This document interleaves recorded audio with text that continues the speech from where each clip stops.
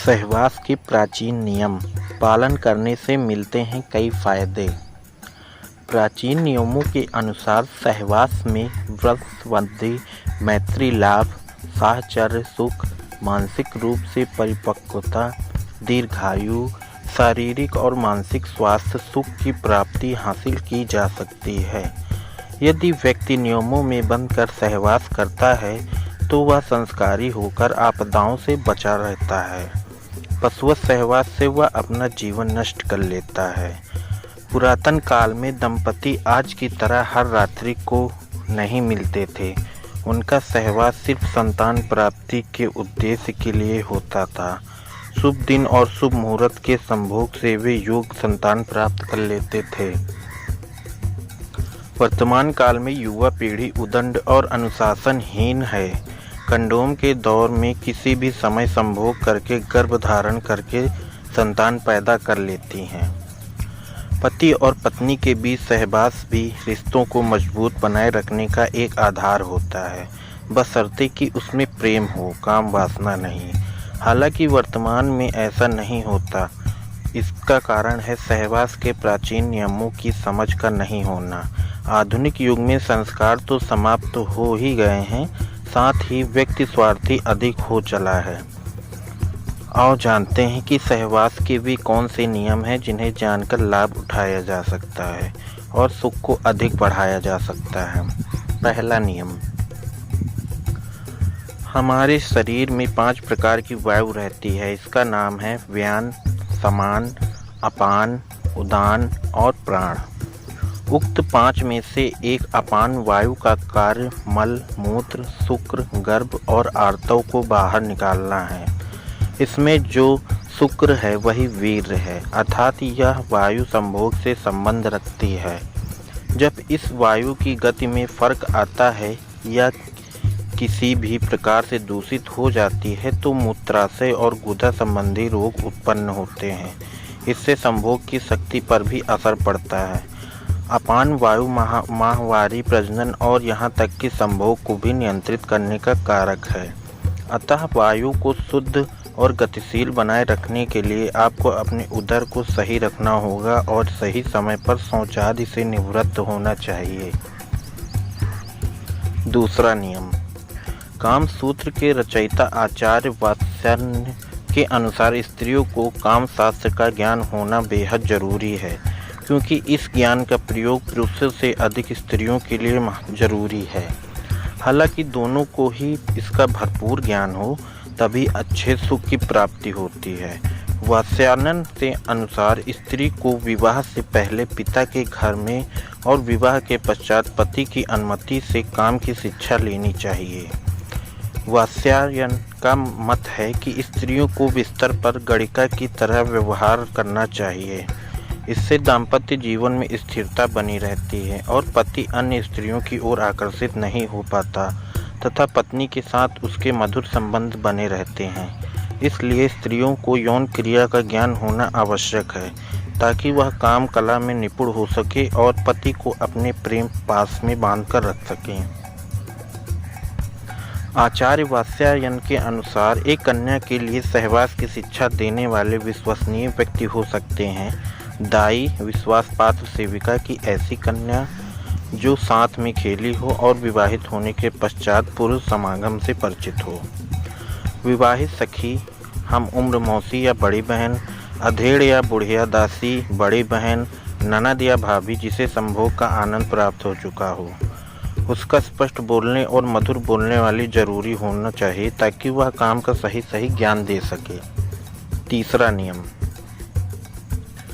शास्त्रों के अनुसार कुछ ऐसे दिन भी हैं जिस दिन पति पत्नी को किसी भी रूप से शारीरिक संबंध स्थापित करने नहीं चाहिए, जैसे अमावस्या, पूर्णिमा, चतुर्थी, अष्टमी, रविवार, संक्रांति, संधिकाल, श्राद्धपद, नवरात्रि, श्रावण मास और ऋतुकाल आदि में स्त्री और पुरुष को एक दूसरे से दूर ही रहना चाहिए।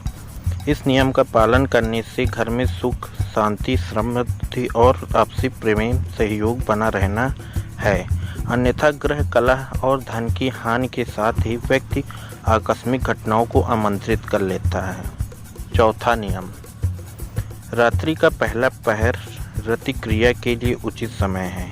इस प्रहर में की गई रति क्रिया के फलस्वरूप ऐसी संतान प्राप्त होती है जो अपनी प्रवृत्ति एवं संभावनाओं में धार्मिक, सात्विक, अनुशासित, संस्कारवान, माता पिता से प्रेम रखने वाली, धर्म का कार्य करने वाली, यशस्वी एवं आज्ञाकारी होती है।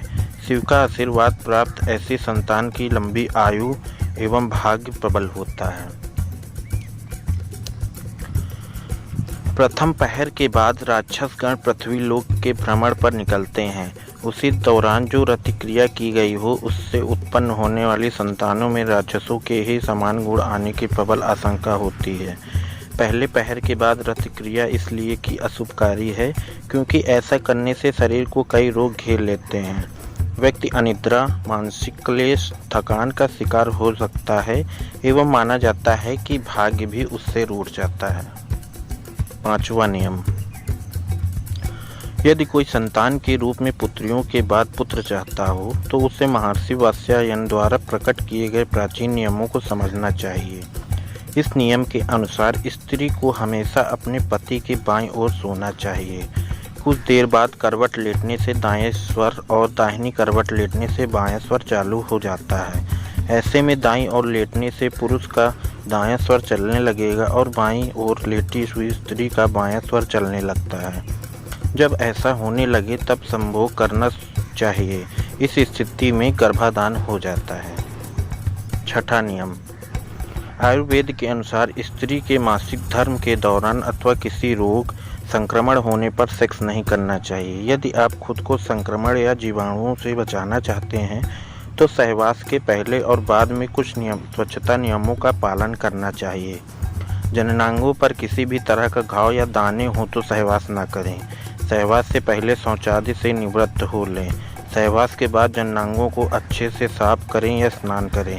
प्राचीन काल में सहवास के पहले और बाद में स्नान किए जाने का नियम था। सातवां नियम, मित्रवत व्यवहार न होने पर, काम की इच्छा न होने पर, रोग या शोक होने पर भी संभोग नहीं करना चाहिए। इसका मतलब यह है कि यदि आपकी पत्नी या पति की इच्छा नहीं है, किसी दिन व्यवहार मित्रता नहीं है, मन उदास या खिन्न है तो ऐसी स्थिति में यह कार्य नहीं करना चाहिए।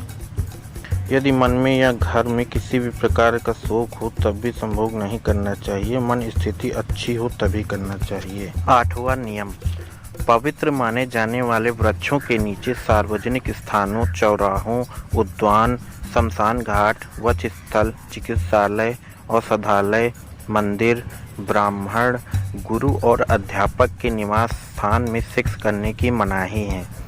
यदि कोई व्यक्ति ऐसा करता है तो उसको इसका परिणाम भी भुगतना ही होता है। नौवां नियम, बदसूरत, दुष्चरित्र, अशिष्ट व्यवहार करने वाली तथा अकुलीन पर स्त्री या पर पुरुष के साथ सहवास नहीं करना चाहिए। अर्थात व्यक्ति को अपनी पत्नी या स्त्री को अपने पति के साथ ही सहवास करना चाहिए। नियम विरुद्ध जो कार्य करना है वह बाद में जीवन के किसी भी मोड़ पर पछताता है। इसके अनैतिक कृत्य को देखने वाला ऊपर बैठा है।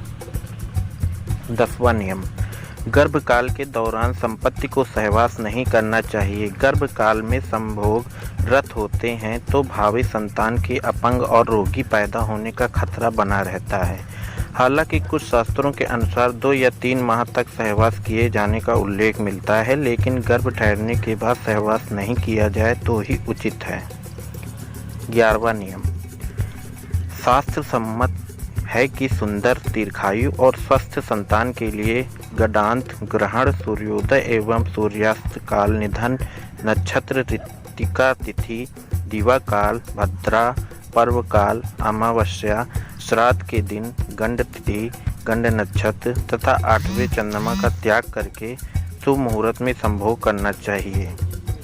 गर्भाधान के समय गोचर में पति पत्नी के केंद्र त्रिकोण में शुभ ग्रह हो, तीसरे, छठे, 11वें घरों में पाप ग्रह हो, लग्न पर मंगल, गुरु इत्यादि शुभ कारक ग्रहों की दृष्टि हो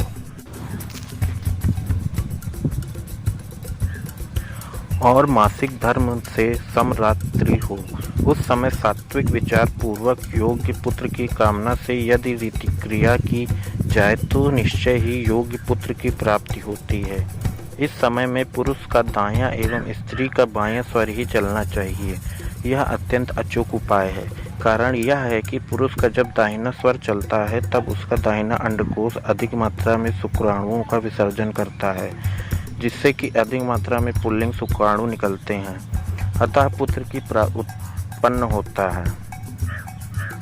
12वां नियम, मासिक धर्म शुरू होने के प्रथम 4 दिवसों में संभोग से पुरुष रुग्णता को प्राप्त होता है। 5वीं रात्रि में संभोग से कन्या, 6ठी रात्रि में पुत्र, 7वीं रात्रि में बंध्यापुत्री, 8वीं रात्रि में के संयोग से ऐश्वर्यशाली पुत्र, 9वीं रात्रि में ऐश्वर्यशालिनी पुत्री, 10वीं रात्रि के संभोग से अतिश्रेष्ठ पुत्र, 11वीं रात्रि के संभोग से सुंदर व संदिग्ध आचरण वाली कन्या, 12वीं रात्रि से श्रेष्ठ और गुणवान पुत्र, 13वीं रात्रि में चिंतावर्धक कन्या और 14वीं रात्रि के संभोग से सद्गुणी और बलवान पुत्र की प्राप्ति होती है। 15वीं रात्रि के संभोग से लक्ष्मी स्वरूपा पुत्री और 16वीं रात्रि के संभोग से गर्भाधान होने पर सर्वज्ञ पुत्र संतान की प्राप्ति होती है। इसके बाद की अक्सर गर्भ नहीं ठहरता।